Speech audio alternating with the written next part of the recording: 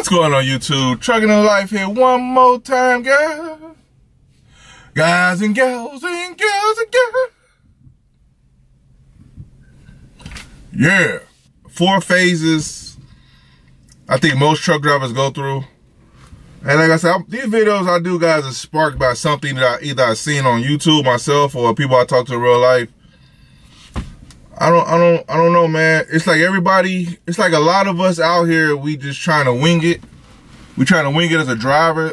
We trying to figure this stuff out. And nobody is really knowing what's going on. Like they really don't understand like what's really happening. Like they don't know because the drivers don't talk. And one thing, I'm gonna get to the point of the video, guys. One thing I'm seeing a lot of is like a lot of older drivers, OGs in the game that's been in the game for a while. Some of them guys don't want to get a young guy's game. Like they don't want to, like, they say, well, Skip it, I had to go through the hard knock life. So you got to go through the hard knock life, right?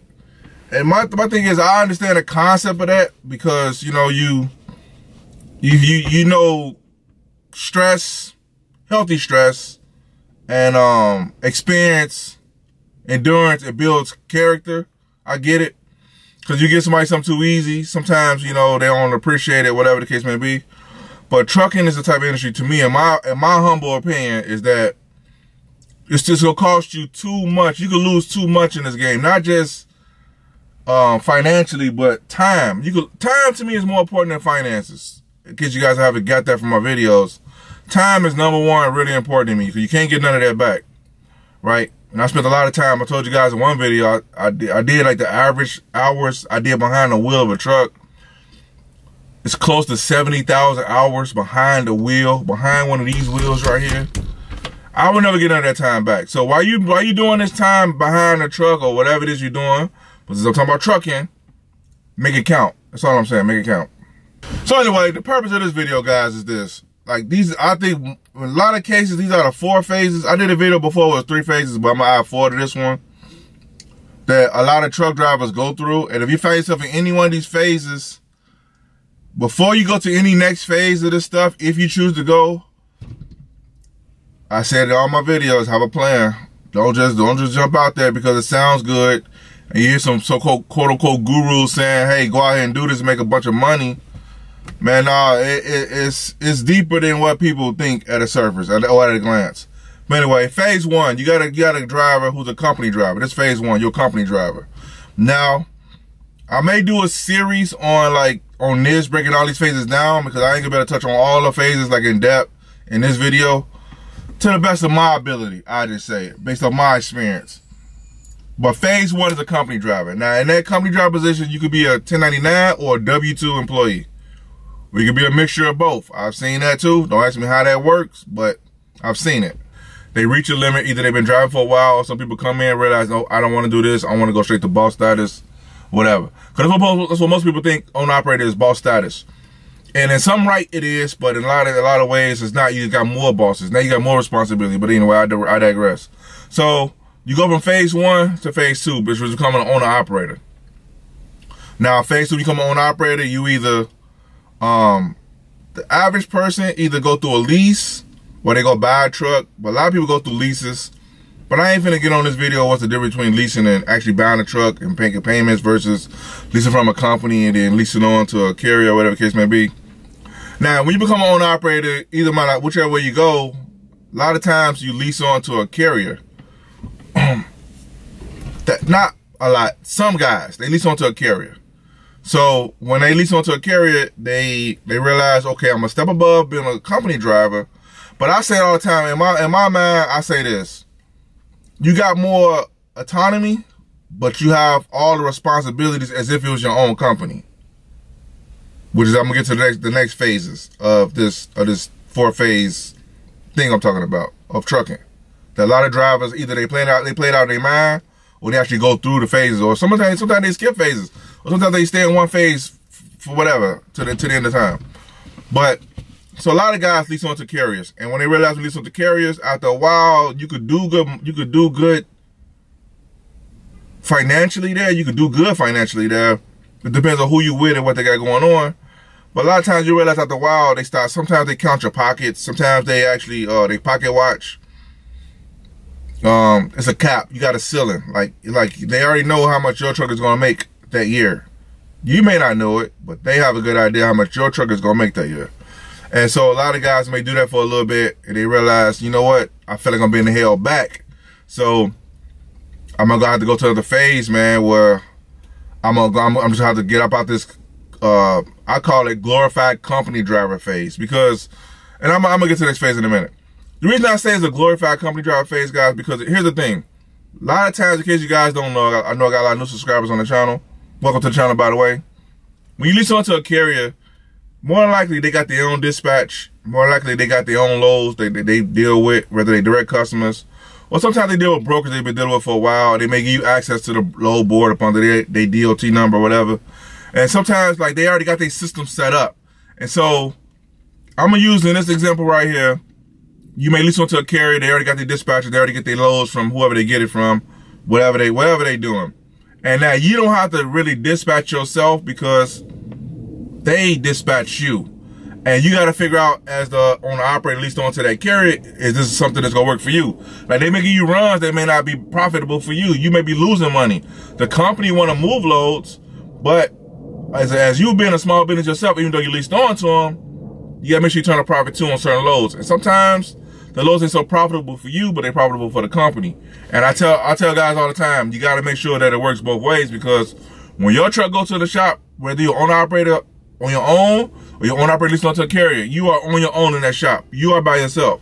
And I understand some companies will offer to give you, make payments to help you with your financial burdens. I understand that.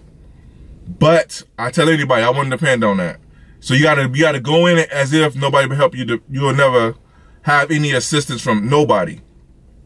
And if you do have assistance from a carrier, I ain't gonna say how they can work against you, but let's just say I wouldn't recommend it. So you could not always make a profit running leasing onto a carrier when they give you certain runs, because they dispatch you. Now, you as the owner operator, you may not want to go out there fishing for your loads every day or negotiating your rates every day. So now you lease onto a carrier who actually, able to do that for you. So anyway, so you after that phase 2, you realize, you know what? It's a ceiling, it's a cap right here. I don't want to do this no more. I want to be able to be free. I want to get my own stuff, right? So now you go from being an owner operator leased onto a carrier to being an owner operator where you're pretty much self-employed, where you a one-man show.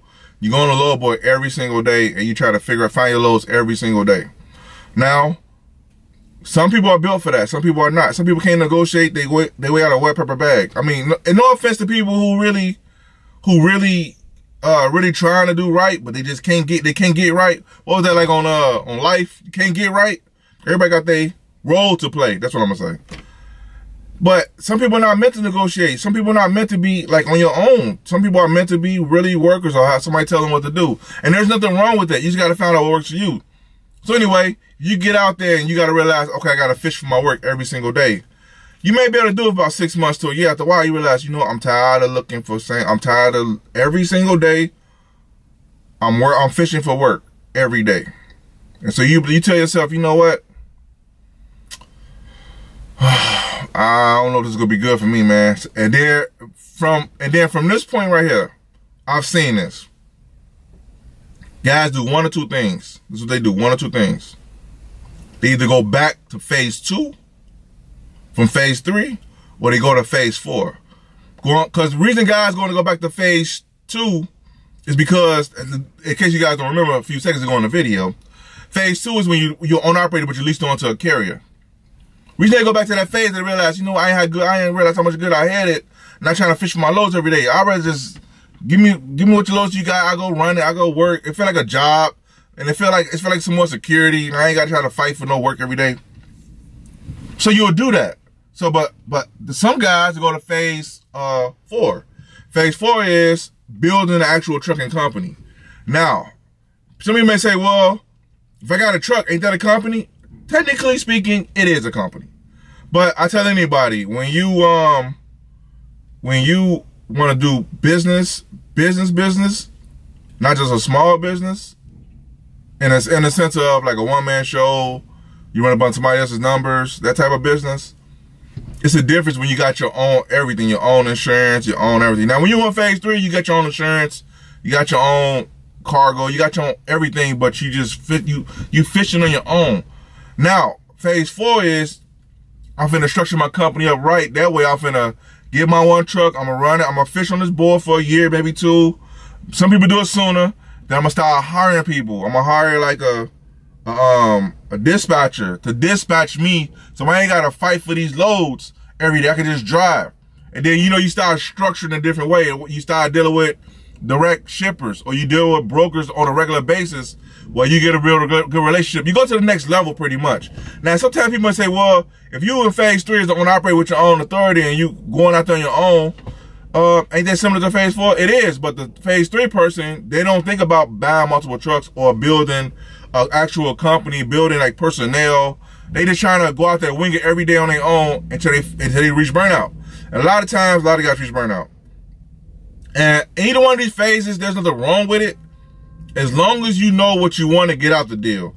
The problem is people don't know what they want to get out the deal, and they just jump ship and they wing it. And another problem I see, and I'm gonna end this video, guys. This video gotta be super long. Like I said, I might do a series breaking down all these phases, because it's a lot deeper than what I'm touching on this video. The problem I see with a lot of guys is a lot of older guys that's been in the game for a while don't get young guys advice. But here's another thing, and I've done this myself, and I've seen this firsthand. By me being in the game for a while, I tried to give some game to like younger people. I realized a lot of older people won't give it out. And a lot of times it get like rejected. Like the people like, I know what I'm doing, I'm good. And you go out there, and I get it. Some people gotta learn the hard way. I get it. But me personally, I don't want to see nobody learn not that hard. Cause trucking could cost you way more money than you want to pay and spend if you ain't careful. Cause they don't know what's going on. But anyway, guys, I ain't gonna make this a long video. It's long enough. But as long as I'm doing YouTube, and as long as I'm doing this stuff, guys, whether these videos get a lot of views or not, if I'm able to help one person in these videos help better themselves in their career in trucking or whatever the case may be, I'm happy, man, because I didn't have this stuff when I got into trucking over 20-some years ago. I didn't have none of this stuff. So I had to wing it and figure it out and bump my head. And over time, I started buying coaches. I started hiring people to show me mentors. But I didn't know nothing about none of that stuff. I didn't know about none of this stuff. I had to really figure this stuff out until I found out there's people out there who know what they're doing, and I'll be willing to pay them for their time and their service. That's just how it go. Either you gonna pay directly or you gonna pay indirectly. I'd rather pay directly. At least I know where the money going. That's all I'm saying. But anyway, that's it for this video, YouTube. So, YouTube, hope this video is helpful. Give you a little understanding of what's going on here. I'll see you guys next video.